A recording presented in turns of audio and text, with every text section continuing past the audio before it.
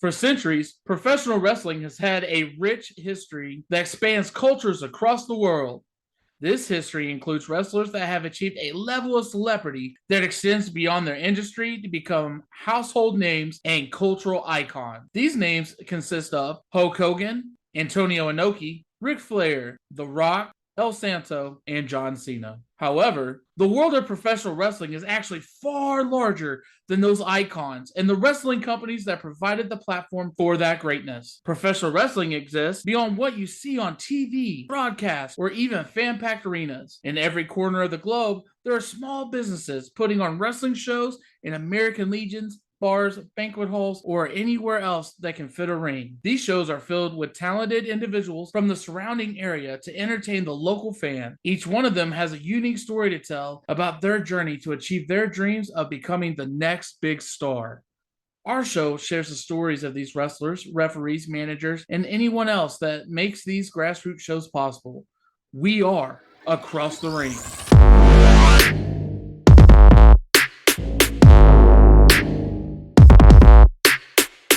2, 1.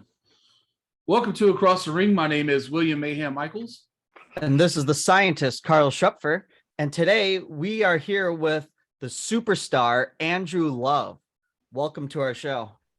Yeah, thank you for having me. It means a lot. Still early on in the podcast, so. Yeah, we're excited that you're here.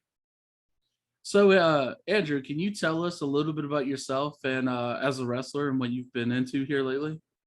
Yeah, so I'm 22 years old. I started training when I was 16 years old. It's all I ever wanted to do with my life, and watching professional wrestling literally since the day I was born. It was on the TV when I was being born. My first memories of wrestling is when I'm about 2 years old. It's Kurt Angle come to the ring. John Cena's in there somewhere. Training, I started when I was 16, so that from when the first time I said I wanted to be a professional wrestler is when I was 6. So I'm pretty good at fantasizing things in my life. And at 16, it's much harder than it looks on TV. It took me a year, like 11 months, almost a whole year to have my first match. But from there, we've just been going up. That's pretty awesome. So you kind of mentioned that you started watching wrestling when you were, pretty young. Who kind of introduced you to wrestling? Obviously, like my family, at one point it was a family thing. We all watched it. I was the only one, I guess, stupid enough or smart enough to do it, but we'd watch it every week, every Friday, and then we'd watch pay-per-views together.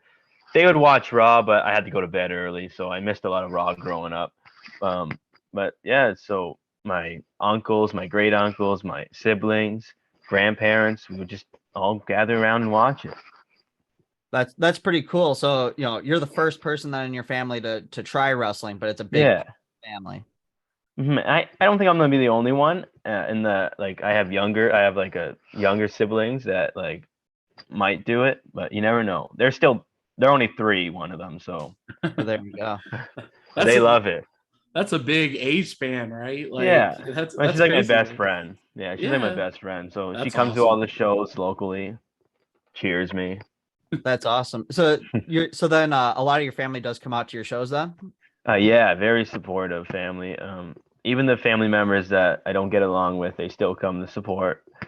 They like to tell people that Andrew Love is their son or their grandson or brother or something. So they get free stuff at the concession stands. There we go. So who was what was your family's reaction when you first were like, hey, I want to do this for real? When you were 16, you were like, hey, I want to do this. This is what I want to do. What was their reaction? Obviously, growing up, they're like, oh yeah, good. Yeah, you can do that. That's awesome. You can do whatever you want. And then when I was 16, it's like, all right, when am I starting training? Because I needed help paying for it, right? So my grandma paid for it. But we it took a while for them to actually whoa, he's actually doing it. But all supportive. There were some teachers that were worried of me coming to class with bruises and stuff because they understood, but not any at-home problems, thankfully. Right. what was the reaction from your classmates? You know, them knowing that you're training and getting beat up and stuff like that. They're like, we thought it was fake if there's video being used. I'm using quotation, and I proved it wasn't with all my bruises. They thought it was cool. They're like, oh man, like you're gonna get signed one day. You're gonna have like a big contract, and obviously that's my goal. That's always been my goal. And my first match, it was super quick. It was 11 seconds. And actually, that might have been my second match, or whatever. One of them that was really quick, enough time to watch. I put on the big screen in front of my class in one of my opener classes, and they're like, "Man, you got beat up so quick, but that's pretty cool." So classmates were supportive. Some of them thought it was weird. Yeah, that makes sense. You know, high school can be a brutal place, that's for sure. I'm sure you Yeah, had. like my homeroom was pretty like supportive and fun, but I wouldn't show the other classes. That's So- awesome. Go ahead. So who did you pull your influences from when you started performing? So growing up, heroes were Jeff Hardy, CM Punk, love Triple H, Edge, and John Cena, but the main two are CM Punk and Jeff Hardy. I'm straight edge for many reasons, but CM Punk showed me the way. I painted my nails for the first like 6 years of wrestling. I just recently stopped because it's hard to like take that off for my real job. So like I like to influence a lot from Jeff Hardy. Like I had pink hair for a couple years, but then like I know we're gonna get to this, but before the WWE extra work, they wanted me to dye my hair. So I knew if I wanted to do it again, it's much safer on my hair than just keeping it brown and keep dyeing it back and forth. Right. That makes a lot of sense. So, you know, along your way, you know, you've been doing this for a few years now. Mm. You've had some evolutions already from, you know, different looks with your hair, doing nails or not. You know, as you kind of go through these different lessons and you kind of, you know, make these different changes, are these things that you feel like, you know, I'm doing this because this is my new vision for my character? Or is it more you're doing this to, you know, get to that next level, or is it both?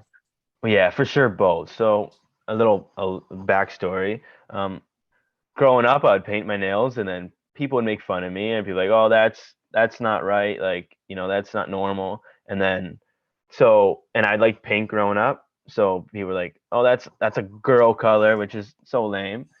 So when I had my first match, I made sure everything was what I got made fun of. So I had pink tights at first. I had pink nails. I had long hair, and then I had Paramore as my theme song because I remember having buddies who are like, "Oh, Paramore, that's a girls' band," even though only the lead singer's a girl. It's just some of these stuff like childish stuff. But I made sure I made young love everything that was made fun of. But I knew with age and growing up, like some things would change, and just it's not me anymore. And for sure to go to the next stage and more opportunities.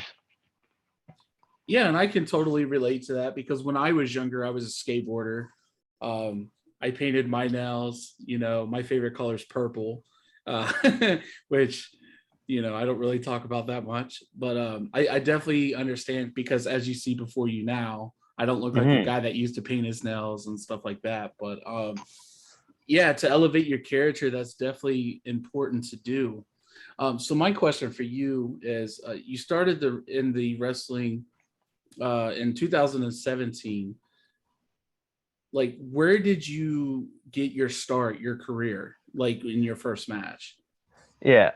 So I feel like everything I say I have a backstory for, so That's fine. I backtrack. So I started going to local indie shows when I was 13, and that's when I discovered them. And so I loved WWE growing up. I loved TNA growing up. Little bit of Ring of Honor. Once I was 10, I discovered Ring of Honor. Love your hat, by the way. And right now, like in the last few years, huge Ring of Honor fan. Like it's like during the main part of the pandemic, I feel like Ring of Honor was the best TV wrestling. Um, and so I knew that there must have been other companies, and somebody like gave me free tickets to a local indie show. And from that day, I knew whoa, these guys are smaller. These guys are like different than what we see on TV. Maybe it's possible for me to live my childhood dream. And so becoming well known in the indie scene as a fan, I found connections. So I would help out with the ring. I would put up flyers. I would poster in snowstorms, do all the hard work that not many people wanted to do. And so when I was 16, I found a school. I guess when I was 15, I found a school, and I had to start when I was 16. And the school was called Super Kicked Pro Wrestling. They run shows and they train. So I was there for 2 years ish, but I started training in April 2017, had my first match in March 2018, and just for like 2 years, just super kick stuff. And then I left there because I wanted to do other things. I wanted to branch out. I wanted to build my own character than have somebody build it for me. And I started training at Hamilton Pro Wrestling with Rip Impact, and he taught me a lot, like this, even like real life lessons and stuff. And that means like if it wasn't for Rip Impact, I would have stopped wrestling probably after I left Superkick. There could have at some point. That's pretty cool. The fact that you kind of went on this like large journey of, first finding your way in and then, getting your bearings and deciding, hey, this is where I need to take my next step to like really, hone my craft, build myself the way I want to build myself. That's pretty awesome.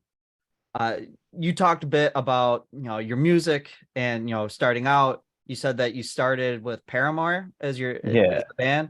Somewhere in the early days. Yeah. So what was that evolution of songs that you would come out to, and how did you kind of come up to a decision of what song that you wanted to come to the ring with? It's a good question. I love wrestling and music. So when I get to put both of them together, it's like awesome. I think my actual first theme song was Love Gun from Kiss. And then somewhere around there, it got mixed in with like I used Paramore for a long time, but more people remember me as like the Paramore theme song. And for after like 2 years of using Misery Business, I was like, maybe I can try the Machine Gun Kelly version. It was hated. Everybody hated it, right? So I just dropped it. And for the last almost 2 years now, I've been using Thrown by Bring Me the Horizon. And so I haven't had many theme songs, but there's been times where like I would try, like if it was a show that wasn't a popular show, I would try a different theme song and see like how I felt like coming out to the ring in that song. And only a couple of them actually stayed for a long period of time. That makes sense. So how did you choose those songs? Were these like some of your favorite songs growing up, or favorite songs now, or was this something where Yeah, there was I an think obviously like Paramore was because like the buddy of mine that would say, "Oh, that's a girls band," but I think Love Gun was just because love, and not really sure how I found like Throne. It was probably in a WWE game in the most recent years, but like they use a lot of Bring Me the Horizon in there, so I discovered that song, and I'm like, well, this is the perfect theme song. Awesome. So, one of my questions for you, we talked a lot about music, and your theme songs. What do you consider some of your interests or hobbies? Like outside of wrestling. Yeah, absolutely. Oh yeah, okay. Like so yeah, music for sure. Love going to concerts.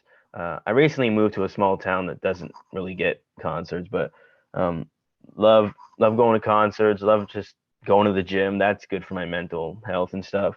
Um, and looking like a wrestler. I don't have many, I guess, hobbies. It's just things that like I have to do in my life to be successful. Right. So, as far as music goes, do you have a wide variety of music that you listen to, or? Yeah, so like punk and then pop punk, pop. So a lot of like that genre. Every now and then, maybe like in the summer, I'll get like a country vibe, especially living in this small town now. Oh yeah. Yeah, and then every now and then, it'll just be a couple weeks straight where it's just like hardcore punk or like rap. So like it changes, yeah, but my favorite band of all time is AFI. I love And AFI. Yeah, and then like in there is like Fall Out Boy and love Taylor Swift and Paramore. So and a bunch of different stuff. It changes with the season, I guess. Totally, totally. I feel like I'm the same way where, you kind of go through phases, season Hmm. to season, what bands or what genres that you're into, and you kind of play around with that. That's pretty cool. So, we talked a little bit about your hobbies, but getting back into wrestling, you know, you've been in the business, for a few years, but you've gotten to wrestle with a lot of promotions. Would you like to shout out some of those, Oh promotions yeah. really, given you some good opportunities? Oh, for sure. Yeah. I've never gotten to really do this on a podcast. So yeah. So like I would for sure like to thank like Crossbody Pro Wrestling in Cambridge, Ontario. They gave me a shot to wrestle every other weekend in 2019 and early 2020. And up until I moved, they always gave me opportunities. Um, Everything was made for YouTube, and so it taught me how to work the hard cam. It taught me how to listen to the referee, and it got us footage to send to other places. It got us pictures, and so big thanks to them. Another big thanks to New School Wrestling, who also gave me opportunities. They when no one else in that area would book me, they did. Um, so they helped me in my early days a lot. Rip Impact of HPW. But in recent years, because I moved across the country, which is like I'm from Ontario, where I was born and raised, where I got my start. But I moved to Nova Scotia and the maritime wrestling scene, just because I wanted to change. So I'd like to thank like the Kaizen Pro Wrestling out here in Nova Scotia, UCW for giving me opportunities, and mainly all the maritime promotions that have booked me. Because when I came here, I was just another wrestler from Ontario. And now I'm part of their scene. They take me in as one of their own, and that means a lot. Yeah, that's awesome. That's incredible to hear. So, when you first got into the business, you made a list of all the promotions you wanted to work for, and since have crossed off every name on that list. What Yeah. inspired you to do that? It's because as a fan, I went to these promotions, and as of December 2021, I did complete that list. There's a little loophole in there because there's a promotion that disappeared and went deactive, but now they're back. But I still think like I completed that list and I have made a new one and they're on that new one. So I like to say I completed that original list. I also have like a list of life goals I want to complete. And in the last like 2 years, I've completed a crap ton of those. Um, I think just because I went to those shows as a kid that it would be cool to have a list. That's pretty sick. So when you went through that list, and you talked about how you had a list, and it had to change a little bit when a company would go defunct or something like that. Yeah. With this new list, who are some of these companies that are on this new list that Oh, you're yeah. hoping to be on? Pro Wrestling Ontario, based out of Hamilton, Ontario. Um, Destiny Wrestling, based out of Mississauga, Ontario.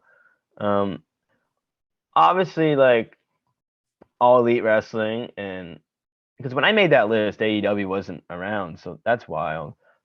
Impact Wrestling, who I recently got to like help out with and make connections with, so it'd be really cool to work with them. Obviously, like all the major companies, I've had the honor to be in the WWE ring, but I would love to do it again. So I put that on the list again. Um, I wish I So, had the list in front of me. so one thing that I've noticed, you said you've crossed off every name on that list, but one place you haven't been is ROH. Yes, It, and it, I would love that. That would be like the big scheme of them all. But I didn't have that on the original list because I just did local companies. yeah, And so the new list is go big or go home. yeah, makes sense. So it sounds to me like you're trying to transition right now into like the next phase of your career. You've laid a groundwork and you've learned a lot of lessons along the way, and now you're trying to take this next step to be on bigger stages and in front Yes, of yeah. new people. Yeah, I've always like my main goal ever since I was a little kid was be a WWE superstar, and that will always be my goal. And so if if I have to start like do other things before to get that goal, it's okay because I would love to wrestle for Ring of Honor. I'd love to wrestle for Impact and AEW, but the main goal for me is the WWE. Yeah, that Yeah, makes a lot of sense. go ahead, Carl. No, go ahead. Yeah, so I mean, kind of like with everything in life, you always have to have those stepping stones to get to the next level. So obviously, getting onto Impact, getting onto AEW, getting onto ROH only helps further your experience and open yourself up to other viewers to where you could possibly get to WWE. So it definitely makes a lot of sense that you would want to do that. Yeah. Right. When it comes to wrestling, I know that you currently go and perform as Andrew Love, but you started as Young Love. What inspired that name and the name change? So I was the youngest in my training class for ever. Like even up until I left, I was the youngest. And about like 4 months in, we had a guy and his name was LD Love, and there was like, man, you should have a gimmick where you're his little brother. And obviously, I'm like anything to get on a show. I wasn't Right. wrestling, but I got to go on 3 shows as his little brother, as like this annoying kid, which like super annoying. Like, how did you get in here? It's 19 plus. You stole my ID again, didn't you? So stuff like that. And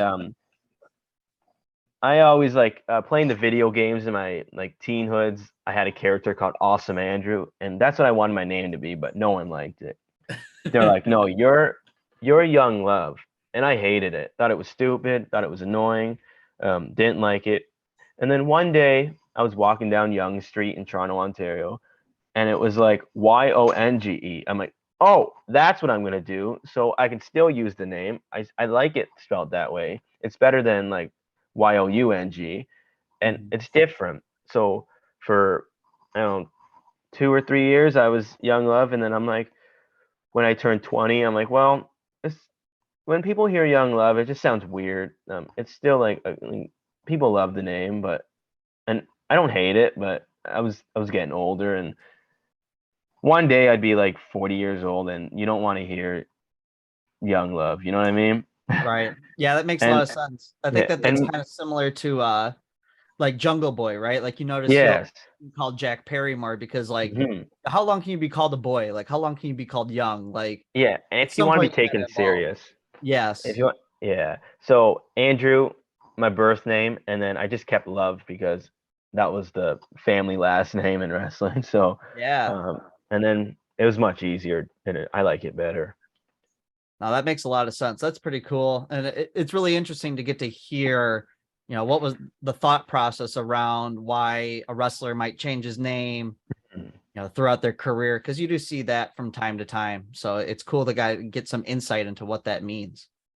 So you've had a career that spanned during the pandemic. In 2020, you held the NSW Brass Knuckles Championship with Travis Moore as the Gnarly Boys for Yeah. about 270 days. Was this your first taste of gold? Yes, that was my first title, and that was very special because we were like together. We had one championship, like Lay Cool or stuff like that, and no one locally got to do that, and especially during a time where everything was just rough and depressing, and we all just want to give fun to people watching, and we we didn't have many shows running, and there was a couple, and I had the honor to be on like a show that was running during the main time of the pandemic. No crowds, right? Obviously, and then it was just we would tape shows once a month and do like weekly TV shows. So we had the honor to win this championship and hold it and just make content for people at home. And that's where I felt like I got better, where I started to find myself. And it was a 24/7 championship, so we could just go out, go to a restaurant, and we could have like a buddy who's in the business, just try to take the title from us, get another friend. One time, my little sister, like I was playing with her, she got me in a quick pin, kick out, and my dad was the referee. So we found like ways to keep people entertained, and yeah, that was my first title, but I didn't have another title till like last November, which I actually got it right here. So this is my second championship, but my first championship on my own. It's the When Geeks Collide Junior Heavyweight Championship. And so I've only had 2 titles, and that last reign was for sure like really fun. Yeah, that junior title, man, that's super cool. When you first earned that on your own, how did that make you feel? It was very special because I got to be the first champion, and Oh, so wow.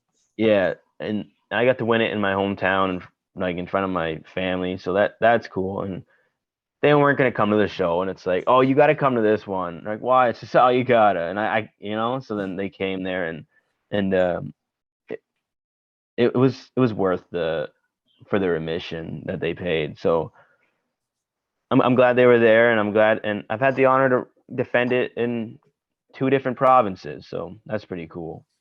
That's awesome. So I want to go a little bit over, get away from the title thing, because I that's such a big thing for a wrestler when they're earning their first title, right? I know for a lot of people that's like the one thing that burns into your mind, right? But now you're to the point where you currently have your own merch and you're selling it on prowrestlingtees.com. When did you decide to start selling merch, and how was that process? So yeah, again, during the main part of the pandemic, I was like, well, we don't have shows and I'm not making much money, so I'm going to open this Pro Wrestling Tees store.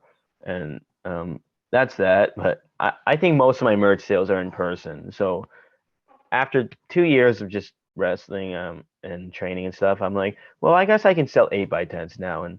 And the sales weren't too good at first. Come back post like pandemic stuff, and my sales started picking up, and so I'm like, oh, more shirts, more stuff. Until last summer when I discovered that tie-dye was super like popular again. Mm-hmm. And so I started making tie-dye shirts, and I started making tie-dye hats and stuff. And my merch sales went through the roof. Like I got to pay my bills like for months based on tie-dye and merch sales. Wow. And I found a little tricks here. I'll give some to like here's one. I don't know if other wrestlers use this. So any younger wrestlers want to make merch, if you have a picture and there's a crowd member in it, you print those ones, because that crowd member will buy it at the next show because they're in it. So like, and I always make sure I print those, and they're like, well, that's me, I'll buy that one. So then you sign it, and then you put an arrow, and then you put 2, and then you put an arrow to their name. And I made hundreds of dollars just on printing 8x10s with fans in it that I know are going to come to the show next month. And that's a little trick I learned. And tie-dye. Tie-dye super over, but that's my thing. There we go. Yeah. Awesome. So when you say you made tie-dye shirts, are you saying like you were actually tie-dyeing shirts, or you were ordering shirts? No, I was making tie-dye shirts, but I would also get my family to help me make them. And yeah, they take a lot to make because they were just so like, people love buying them. So I made it a summer thing. So this summer the tie-dye will come back. That is that's pretty cool that you're putting in the hard work to hand tie-dye the shirts. Fans should know that, this isn't some factory making a tie-dye shirt. This is handcrafted by the man himself. That's pretty cool. Yeah, and I'm not shocked that tie-dye is over again, because I have a daughter that's 12, and that's her entire closet right now. It's either like the tie-dye stuff or like the bleach shirts, which I don't really get, but I'm an old man. I You don't know, know how to make those. yeah, well, it's actually not that hard. It's just like you take the shirt and you like sprinkle bleach on it, and then that's it. That's all you got to do. And that's super over down here in Arizona. I don't know about in Canada, but me, when we were kids if you got bleach on a shirt, you threw it away, you know? Yeah. Now it's now it's popular. Yeah. But so how was your experience with working with pro wrestling tees? It was pretty easy. I was like one of like the first to realize that you don't need a certain amount of followers anymore, and so people started like blowing up and like I was on Instagram one day and we're like, you no longer need like a certain amount of followers. So I'm like, oh, making my store right now.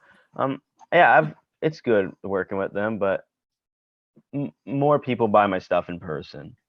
So that's just like a bonus because I appreciate being paid American dollars. Awesome. So, one last thing that we want to touch on, I think, is you mentioned that you got to be in a WWE ring and you got to work backstage. How did that come about, and what was that experience like for you? Yeah, obviously that was like the greatest week of my life, and I my name was mentioned to them by someone close to me, but they probably had no idea who I was. So they told me just to send stuff in, and there and then the rest is history. But I know most people who do extra work with them don't get like sometimes you don't get a single thing. Some people have done extra work 10 times and they've only been used once.